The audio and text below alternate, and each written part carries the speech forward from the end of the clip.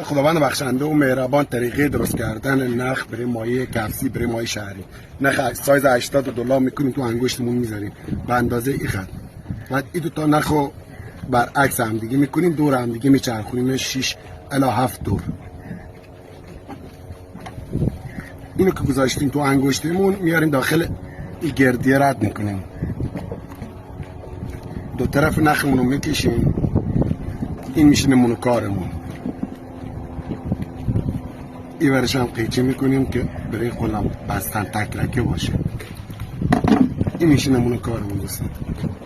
قلاب هم برای ماهی کفسی برای ماهی شهری قلاب کج فرانسوی سایز 5 استفاده میکنیم. برای قلاب بستن هم نخمون رو تو حلقه قلاب رد میکنیم، با انگشتی پایین رو نگه میداریم 5 دور الی 6 دور رد میکنیم داخلش. رد کردیم باز سر نخمون رو برمیگردونیم به گردی پایین که با انگشت نگه داشتیم. اینو میکشیم که چفت بشه. حالا میشه این نمونه کارمون. این سر نخمون هم هرزگرد میبندیم. این هم شد نمونه کارمون. 3 تا قلاب با هرزگرد بالا میذاریم. این هم قلابامون که 3 تایشون شق وای میسن، پایینش هم سر میبندیم. برای ماهی کفسی، برای صید انتظاری استفاده میشه.